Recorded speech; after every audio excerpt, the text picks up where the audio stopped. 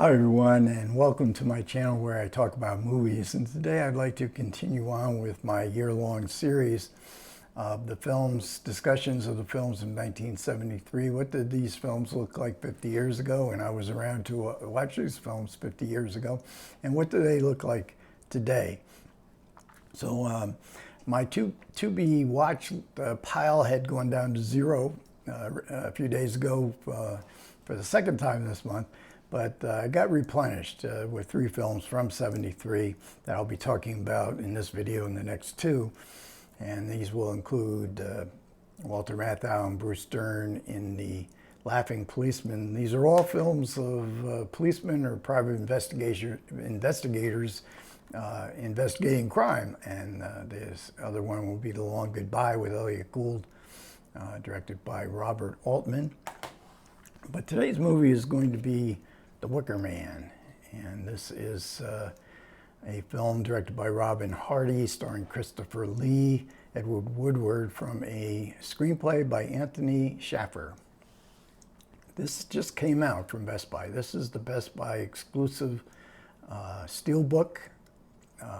It's very similar to The Man Who Fell to Earth with David Bowie. It came out a few months ago. And another lovely steelbook. Only $19.99 without shipping. This is definitely worth it, $19.99. We get a 4K and a Blu-ray. You get a digital copy as well. And this cover art, this cover design, very appropriate for 1973 with a whole bunch of flower children and psychedelia. It's got a very lovely slipcase and interior. Again, we get the Blu-ray and the 4K. Although neither of them are marked as far as I could see. I didn't get my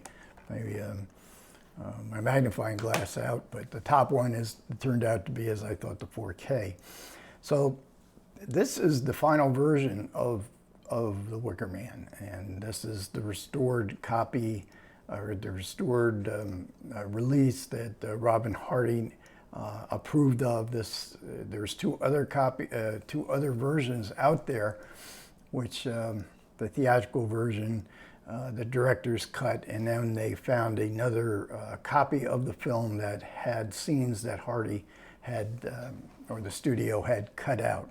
So this is as close as possible to the original version of the film that looks fantastic in this 4K. I will say that the restored scenes, evidently because of the status of the elements, that they were not able to give it that 4K HDR look to it. So you can tell, I'm not an expert on the film, so I probably wouldn't have noticed, except that those scenes do not look like the other HDR, there's other scenes in the film in HDR. And this is a very colorful film, so this film absolutely looks terrific in the in this HDR. No Dolby Vision here, however. So if you're a horror fan, of course, this is often called the Citizen Kane of horror films. You know what this film's all about. But the basic premise being a policeman in a plane arrives at an island. This is a water plane, so he lands on the water. And he is investigating a report that's been sent to him that a young girl has gone missing. So when he arrives at the island, he finds that it's a very strange place. No one's ever even heard of this girl. He also discovers that these islanders are practicing a pagan religion on this remote island. And it's a religion that emphasizes sex. Sex is open, and people are openly experience sex in the fields. They have the rites of this pagan religion, and involves a great deal of nudity. And so this brings into play an interesting aspect of the film, because this police sergeant, played by Edward Woodward, is a very devout Christian, and we see one of the scenes restored as a pre-credits short scene where we see him at church, and he's going through his different rites, reading from the Bible in a very serious manner. So we have we have a kind of real clash here between a man who is perhaps fearful of sex and definitely detests the idea of it being openly practiced as these islanders are doing. And in 1973, there was, there was a counterculture, and that would really have played into people's ideas of in 1973 or occurrences in 1973. It was only a few years after the Charles Manson cult, but there was all kind of cults going on. And free love was one of those practices that always wondered, wow, free love, could that work? And my reaction in 1973, I hesitate to give it because I know this is a film that's beloved by horror film fans, the Citizen Kane of horror films. When I saw it, I thought it was rather silly, implausible that this whole town with this unanimity, even in 1973, could adopt this ancient religion on such a vast scale. And there would be no Christian influence into it. At times it plays a bit like a musical comedy. There's lots of songs here, and they're good. They're folk songs. Paul Giovanni was the name of the composer, and he also performs the songs. Britt Eklund performs one of the songs, but she was dubbed in her performance.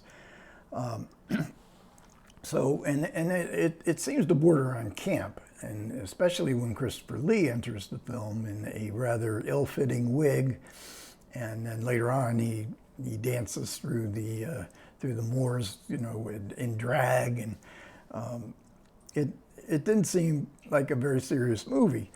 But what everybody remembers, of course, about The Wicker Man is the very dark and disturbing ending. When I saw it back in the 1970s, I thought this film does not deserve this kind of ending. Even though I too was very disturbed by it, I thought the opening, 3 acts did not fit the final act. But pish on that, as far as horror films go, horror film fans go, because this film has its reputation burgeoned through the decades, the last 5 decades. And I have seen it a couple other times when you don't care that much for a film that is being proclaimed a masterpiece, you want to see, what did I miss? I'd also say in 1973, I was not a big horror fan, and there wasn't as great horror as a genre. It was sort of below the surface of mainstream movies, and there were mainstream movies like Psycho or Rosemary's Baby that were horror films, but they were seen as mainstream films, whereas today everything has been put into boxes and labels, and this concept of horror here, and this is a folk horror, as Wicker Man is designated as the grandfather of the modern folk horror film. So, it's a very colorful film. It's an entertaining film, to be sure. So I enjoyed it. In my rewatches, I still wonder of this being a masterpiece. But I bow down to the consensus here. Now, in the supplements, there is an interview with Robin Hardy, and this was when the final version was discovered, and it's a very interesting interview because he talks about his relationship with Anthony Schaffer, which was very close. They collaborated on. Schaffer wanted to make a horror film without all the gore. Christopher Lee was very much involved with the momentum of getting this film made because he was tired of playing Dracula. He wanted to play a more straight role where he didn't have to have fangs. And this, he has said in subsequent interviews, this was his favorite role, his favorite film that he was ever in. And when Hardy is discussing the film, he says that although these themes that I've been talking about, sex and repression and a warning against fundamentalist beliefs that are taken too far and the destruction that can come from them. But he said overall he thinks that Schaffer's intent may overall have something to do with his great love of gamesmanship. Now, Schaffer had written his big, huge success on stage and in the movies prior to this was Sleuth. And Sleuth was a film that's not on Blu-ray. I think it's in some sort of rights issue, but I was able to watch the YouTube version, which is a very poor quality movie version. This is the film with Laurence Olivier and Michael Kane, which is all about gamesmanship. Olivier overacting, Kane entertainingly sticking with Olivier as he gives him an acting lesson, and I think Kane's better than Olivier in the film. But it's all about charades. They're playing different parts, trying to fool each other. And then there's the gotcha moment, and this was the moment that delighted the characters in that film and Anthony Schaffer himself. So Hardy sees that gamesmanship within the Wicker Man, and that we are led in a certain direction, and then Schaffer lowers the boom, gotcha, I fooled you here. So it's a gotcha for the character in the movie, but also for the audience itself. We are not being led to believe what is, there's clues along the way, but they can be easily avoided or ignored as to where this film is leading. So there is that serious warning, but there's also this playfulness in the ending that may actually even enhance the disturbing quality of that ending. Now, both Christopher Lee and were very good in these parts, and Britt Eklund is in the film. And she, does, there's a good bit of nudity, which I guess is apropos to a cult that relies on sex as the centerpiece of the religion. But she, in the distant shots of full body nudity, that was a double. But she is topless. Ingrid Pitt has no such qualms. She's in the movie, a horror film veteran. Diane Santo is in the film, the one-time wife of James Bond. And then in the supplements we get, and Hardy employed a lot of locals, so there's townspeople intermixed with, local townspeople intermixed with some very familiar-looking British actors that I would never know their name, but they did look very familiar to me. So on the supplements we get Eli Roth, Ben Wheatley, a couple other directors that pay homage to the film and how much it influenced them and how profoundly moved they were by the Wicker Man the first time they saw him when they were young. And there's other really good supplements. All of them are worth going into, including this separate ending. But for me, I like the interview with Britt Eklund. She's still with us. I believe she's about 80, 81 years old.